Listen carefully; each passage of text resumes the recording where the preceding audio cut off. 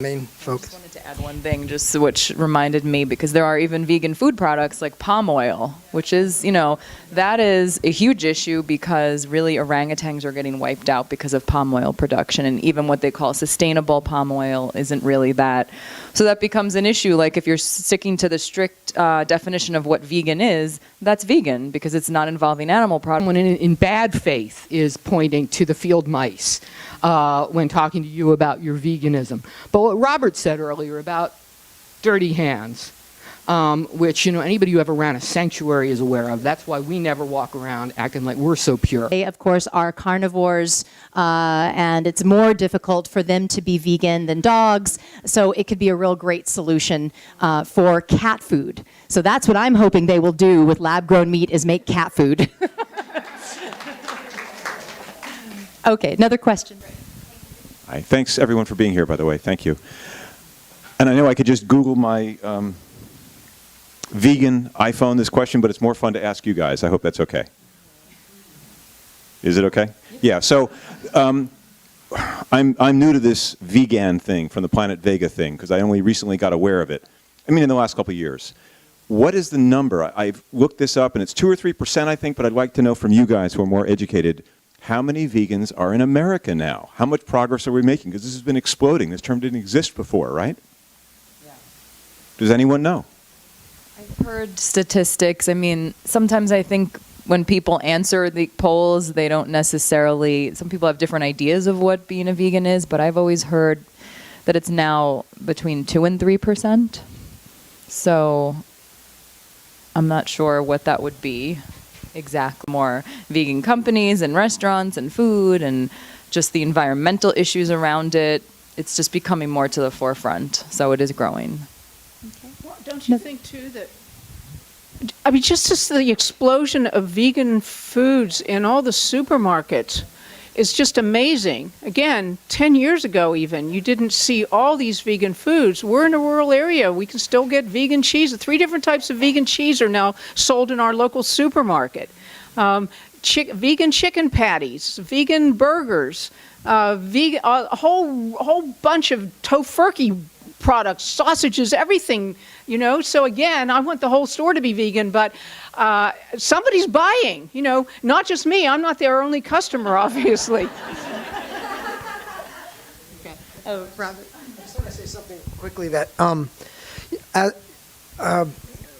there's basically, I'm sure most of you know, there's basically like 3 arguments people use for veganism. The moral or ethical argument for animal treatment, the health argument, and then the environmental argument. And you have to use whichever one you have to use in a certain situation to get your point across. But I always like to caution fellow vegans and animal rights people, it's really about the animals, because here's the danger. As devastating as the environmental impact of animal agriculture is, these people are smart. They're going to figure out a way. What if tomorrow the New York Times comes out with a headline that says, animal agriculture, cows now have been produced genetically to produce no toxins to the environment. And it turns out that there's meat that's more healthy. See, as vegans, what I want to say is, never forget the underlying argument is, those sentient beings are suffering and dying to make food. That's the real reason. So it's good to use the environmental argument. It's good to use the health argument. Don't forget to hang your hat on the treatment. That's really what it's all about. Totally agree. Yeah, absolutely. Okay. Oh, did you want to say something? Oh, no. We'll go to the next question. Oh, someone has. Oh, sorry. Okay, yes. Go right ahead.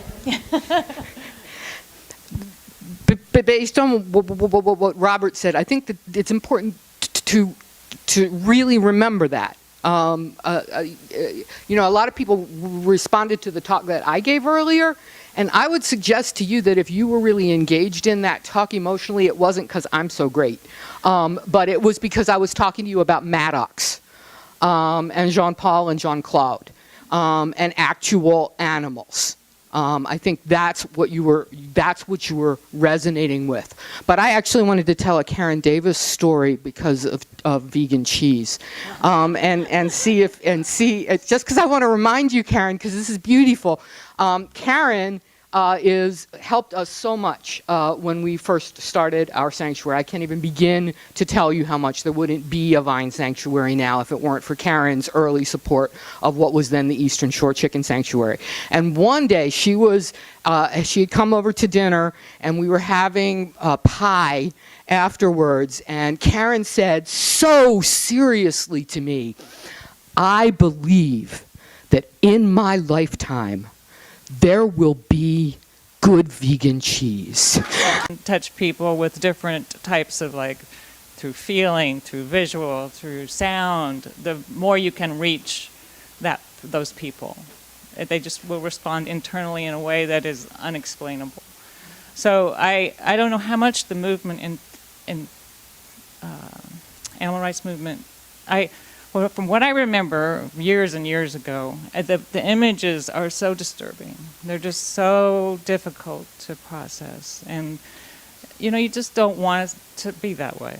You don't want the world to be that way. We think of ourselves, humans, I think we think of ourselves as benevolent. We don't think of ourselves as evil. And I think for people that turn away, they don't want to see that. Because that's not what they feel they are. So I don't know how much, how much does the animal rights activist use the artists, creatives in the protests? Well, we had our writers panel today, so that that right there, and they're doing fiction writing, so it's very creative. But yeah. Yeah. Hi. How are you? I'm Christopher. I wrote a book about animal rights fiction, and so did Michael. So yeah, I think we're part of that movement. I can't tell you how many times you watch a TV show and there's a character on there who's supposed to be an idiot, somebody you don't like, and they're also vegan, and you're like, really? Come on. We're not like that. As you can look around the room, we're very stylish. We're clearly good looking. And I think we do need more of that. And so for me, this particular story is very clearly an animal rights themed story, but I would absolutely want to move on to just doing a screenplay that maybe it's a romantic comedy, and you have a character that just happens to be vegan, and they're great, and they're fun, and I think we need to see more of that. So I agree, but there absolutely are things, I think there are some vegan musicians, and I think there are definitely all kinds of different ways that we can do it, and I think to normalize it is the best way to do it. So right now we're doing things that are very clearly vegan, but as I said, it'd be really cool if we had more things that were just, they happen to be vegan, they happen to be awesome, and it's just part of a, action movie or something.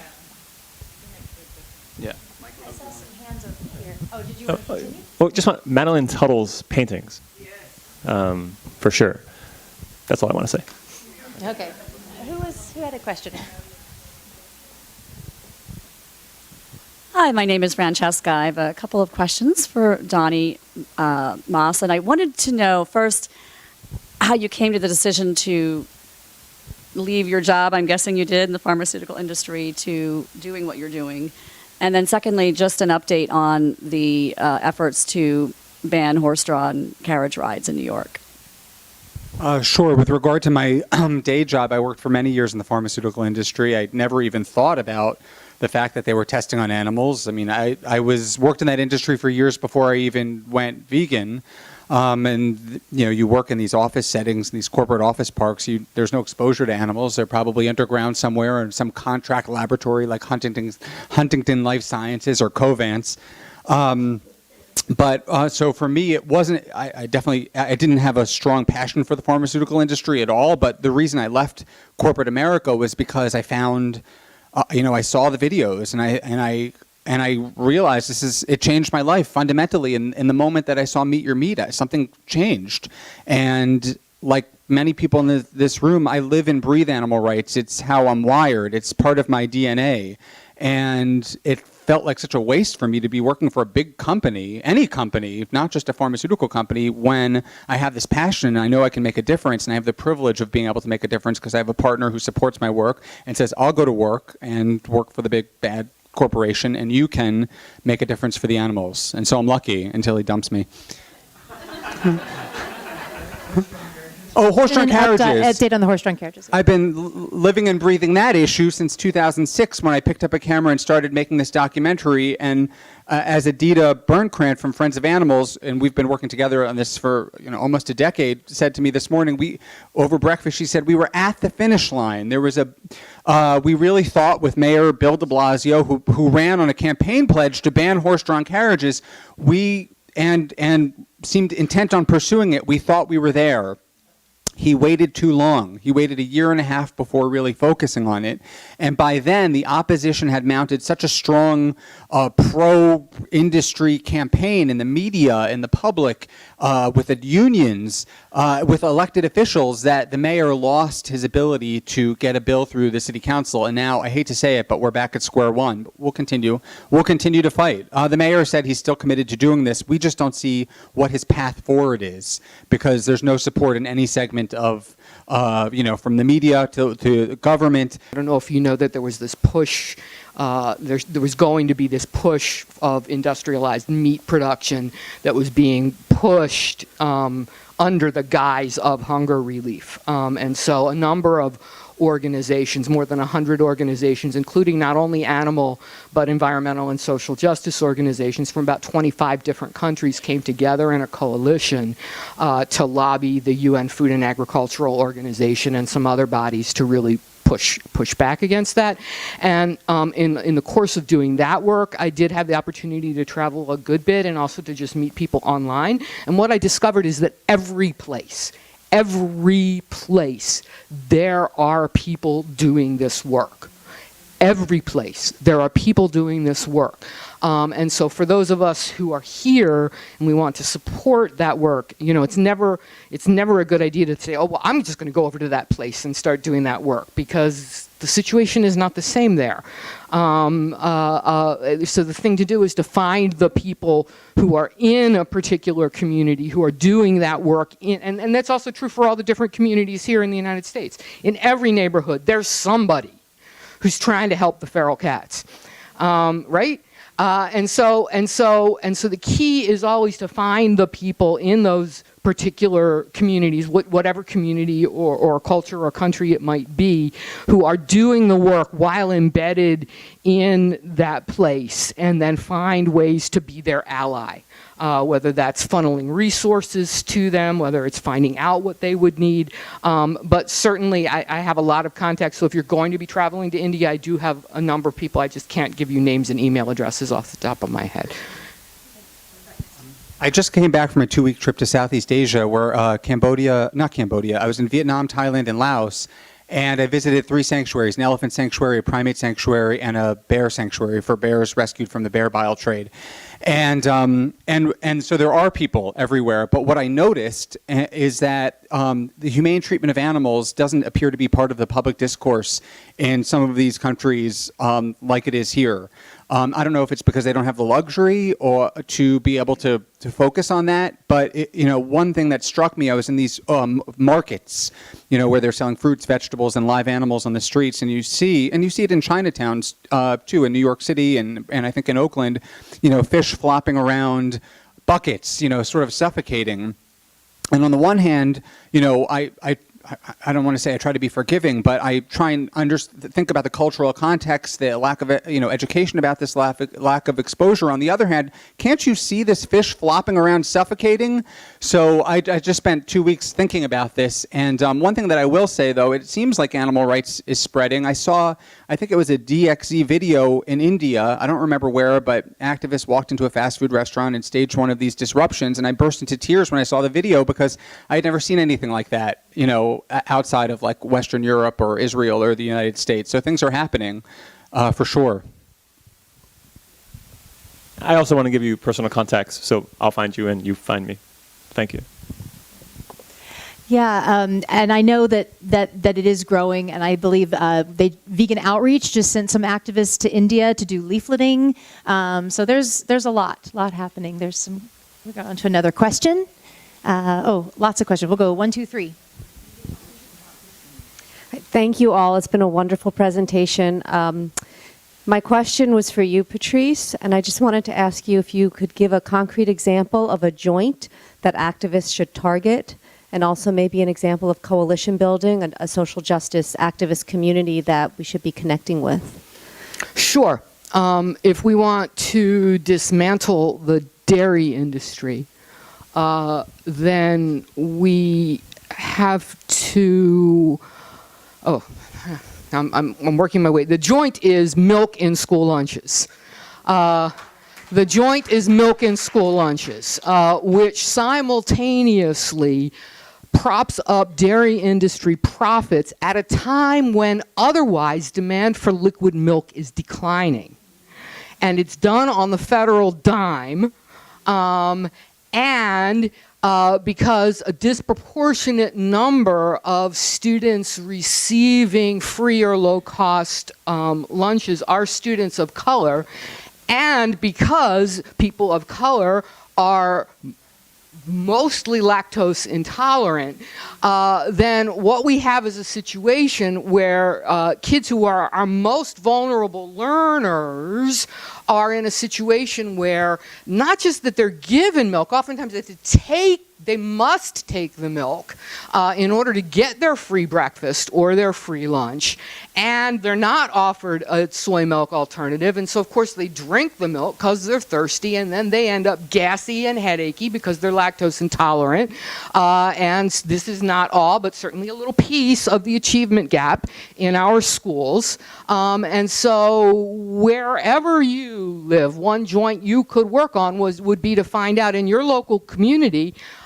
is there soy milk or almond milk or non-dairy milk option in the free and reduced lunch menu for the kids in your community? And if not, well, who are all the different organizations that might be interested in working on that? Because that's a food justice issue and a social justice issue just as much as it is an animal issue, and as you were talking about in the dairy and the milk, it's also an environmental issue as well. So I would say there's a perfect example, and if you actually manage to knock that out, check it.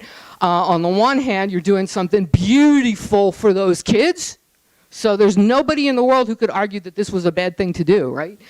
You're doing something wonderful for these kids, and you're also kicking out one of the supports that the dairy industry is relying upon to keep itself profitable. And what I'm telling you is if you carefully analyze animal agriculture in all its forms, you'll find things like that, and then you'll find ways to work together with people, and there you go. Is that what you were looking for? Yeah, okay, sure.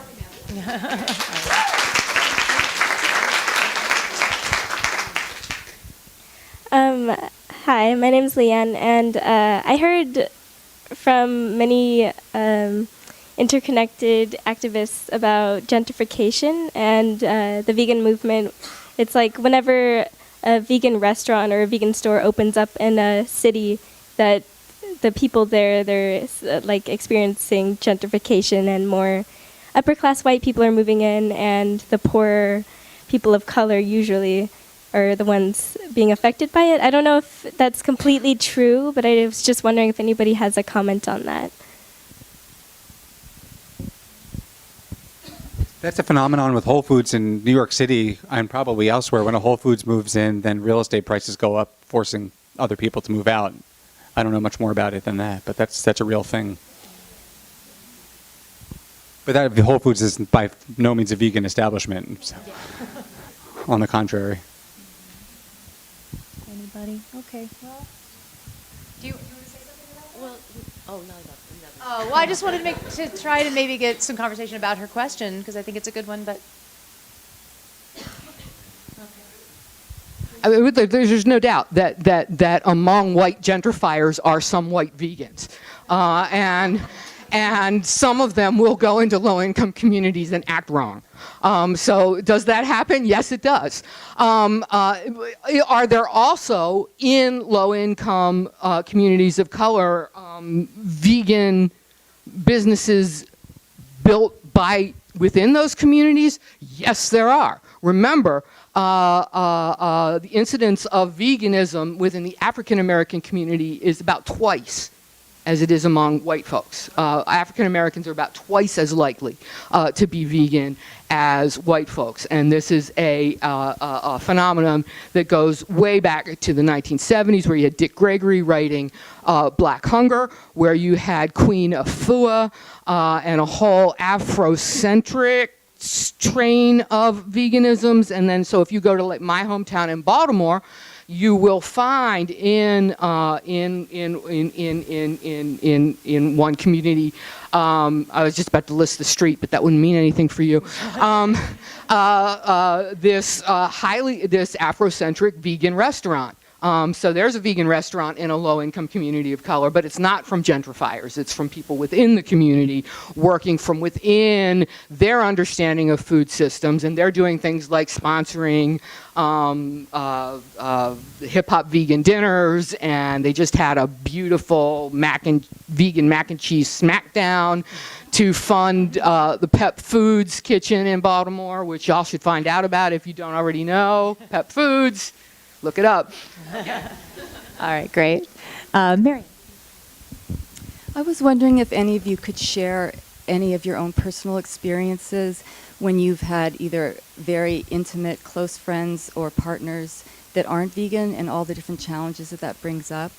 I have a lot of that in my life, and so I think I start to represent to people, I don't want to hear about it anymore, and so just want to know how you've handled it, all of you are professionally in this world, and so I wonder, people again think of you as, oh, here it comes, or how do you handle talking and being able to communicate?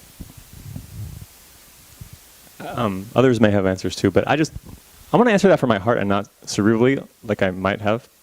It was really painful. Like I actually, I had a breakup, over that, and I just that was the reality, and we weren't always like totally focused that that's what was going on, but at some point it explicitly arose, and yeah.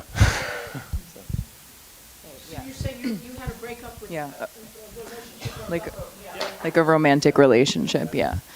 I think you're probably talking about other kind, like whether it's watch some videos and things, but I backed off and said, I know different people are different, but it's not going to work to try to shove it down people's throat and be very pushy in that way. I think you have to just live and let live in that way, and if it's people you care about and respect, treat them, reach out to them with respect and kindness in this non-aggressive, hostile way, and that will plant seeds that sometimes, it can take 10 years, and that it took that from my mother, and I was very happy to see that, and I didn't think it would happen, but it did.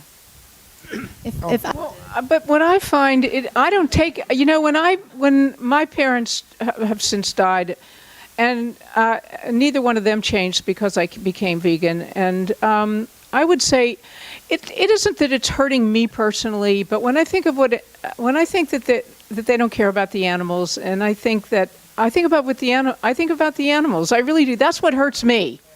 It hurts me thinking about them, and that my parents or other people like them just don't care. They say, well, I know, but I don't care. I like chicken. Just the other day, I broke a finger, and the anesthesiologist called me to see, well, how are you doing? Are you having pain or anything? And she said, by the way, are you the person who lives down on Seaside Road that has like a chicken thing? I said, yeah, but then I also thought afterward, again, that hurts me because I think of the chickens. It's not hurting me personally. It's not a personal thing, at least with me. But it hurts very much to think that she hurts chickens, and she's basically saying, I know, but I'm going to do it anyway. That's really agonizing to have to deal with. But then I thought, well, why did she even ask me the question? Maybe that's a way, that she sort of asked me a question that she already knew the answer to, that I'm the person who keeps the chickens. And even saying to me that she loves animals, but I eat chicken, maybe that was a way of her expressing maybe a wish that maybe she's thinking about it. Wouldn't. Yeah. Yeah. So, we want to grab onto anything we can. Don't always assume, again, I don't want to take up a lot of time here, but once I went down I had to have some administrative work done, and again, in this rural place. I went down to the county office. And the woman who I had to deal with there, she'd obviously been a secretary for decades and in that office. And I had on my Stick Up for Chickens Go Vegan button on. And she had a very unsmiling face, very like unsmiling and sort of unfriendly. And she said to me, well, what does that mean? And I said, Stick Up for Chickens? I said, well, it means be kind to chickens, treat them with respect, and don't eat them. And she just looked at me with a kind of hard look. And I said, I have a really nice chickens brochure here. Would you like to see it? And I didn't even wait for her answer. I just already pulling it out, and I handed it to her. I was very pleasant, but I handed it to her. And she started reading it. There was total silence in this little office, She's reading it, she's reading it, she's reading it, reading it. And then she looked up at me and she said, when I was growing up, we had some chickens. And she said, and I really liked them. She said, and I have a friend who was diagnosed with arthritis, and she was told that she should try being vegetarian.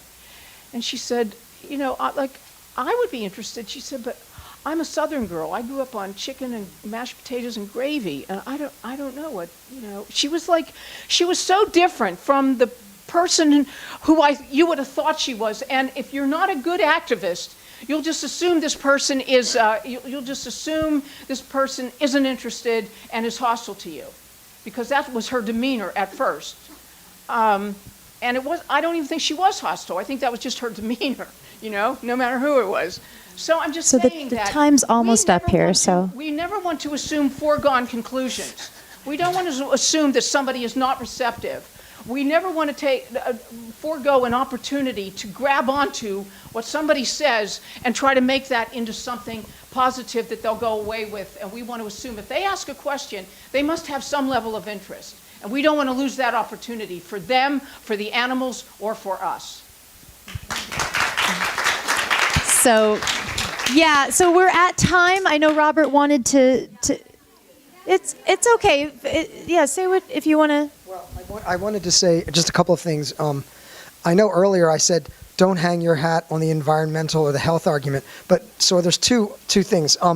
One is what I do is with family members and friends. I have tons of friends who are environmentalists.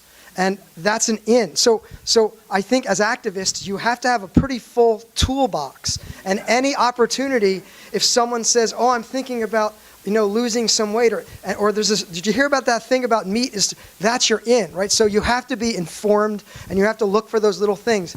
Hey, sister, maybe you should cut out your. But the other thing I wanted to say is, I teach at a university in an there's an ag school, and I teach animal rights. I teach animal rights in a class that is populated by ag students because of the way the catalog worked out. I walk into my classes, and I have ranchers with cowboy hats and boots, and that's my population that I deal with every semester. And their vision of animal rights people is that they're crazy and they throw blood, and this is how the culture is. But I have to tell you, every semester that I've taught my animal rights class, it's hard work to get in there, because when I first took the job, it was in Chico, and I thought, this is a place full of hippies. I'm going to have a bunch of kids playing hacky sack talking about veganism, and it turns out that I have ranchers. But here's what happens every semester. As an animal rights activist, I need to represent the animals. That's ultimately, I am their proxy when I'm in the classroom. Every semester, I will have students come to my office behind the closed door and say, I don't know if I can go on with, I'm getting a degree in animal agriculture. So you never know how or where it's going. Just always walk the walk in a kind and compassionate way. And I think that's the best we can do, really. Okay, so we're over time. We're going to have to wrap it up. Let's get a big round of applause for all the speakers. It's been a wonderful, wonderful day.